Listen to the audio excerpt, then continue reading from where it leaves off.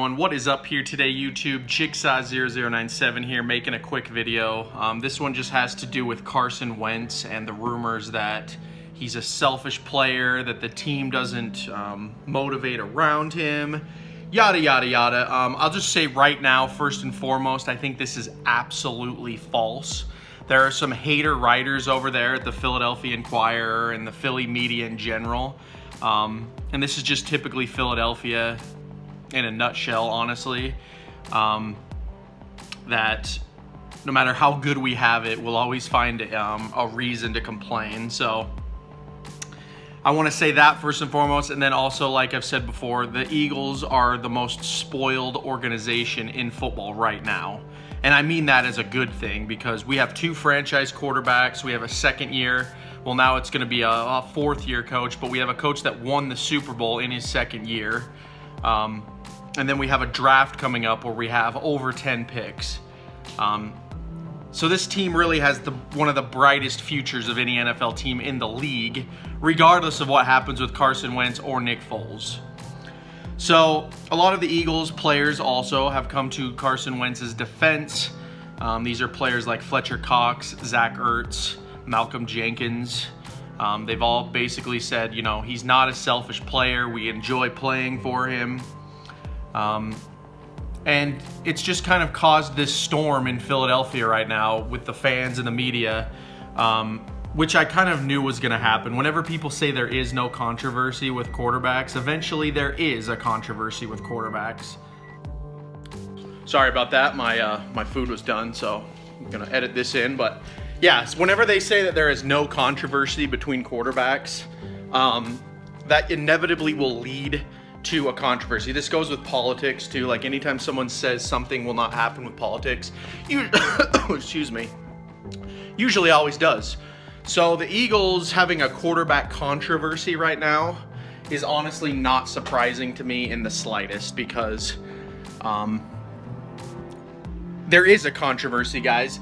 You have a potential Super Bowl MVP, or sorry, a potential league MVP in 2017 getting injured with a ACL and MCL, and then you have a literal Super Bowl MVP who took your team to the Super Bowl in 2017 and won against Tom Brady, and then also took your team back deep in the playoffs in 2018. So the Eagles basically have results versus potential right now, and they have to decide what that is. So you're going to see a lot of this stuff, guys. You're going to see a lot of, is Carson Wentz really that good? We should keep Nick Foles. And I already gave you my opinions before. Personally, Nick Foles should start because, in my opinion, this is a results-oriented league. You don't go off potential. You go off, what is this player doing for me right now? Do I build around a guy that's winning me a Super Bowl? And also, I would encourage you guys to go check the parallels between Tom Brady and Nick Foles when Tom Brady started compared to Nick Foles starting.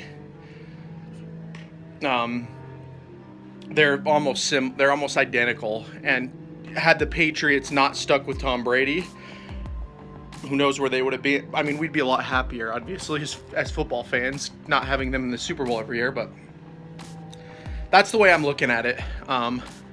Regardless of whether you're a Wentz or a Carson or a Nick Foles supporter, until one of these quarterbacks leaves Philadelphia, we're going to be seeing this quarterback controversy talk.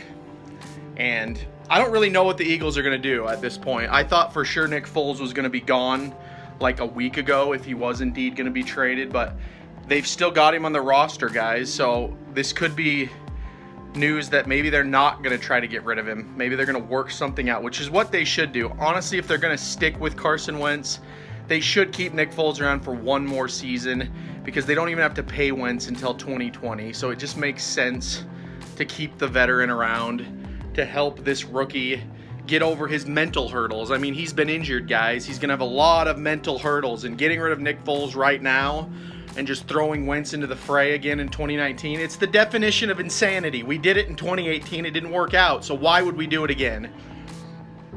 And Doug Peterson coming out saying Carson Wentz is the starter, I think that was a stupid move, because It's just dividing the locker room. I know I said I thought it was a good move before, but the more I thought about it, it was a stupid move. He should have just given the politically correct answer saying, you know, we have 2 franchise quarterbacks and we will decide what to do in the future. He should have given them nothing. He doesn't owe the media that answer. So anyway, guys, that's my thought on this whole Carson Wentz is a locker room cancer news. I don't think Carson Wentz is a cancer at all. I think he's a very humble guy.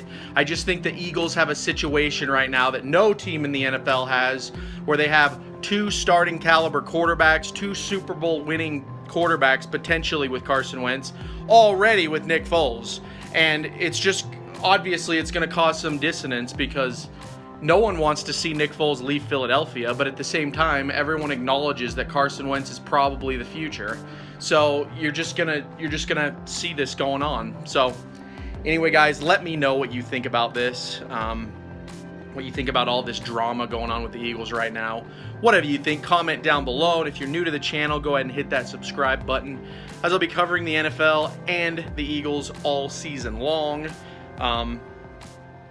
And with that said, guys, this has been Jigsaw0097. I will talk to you all.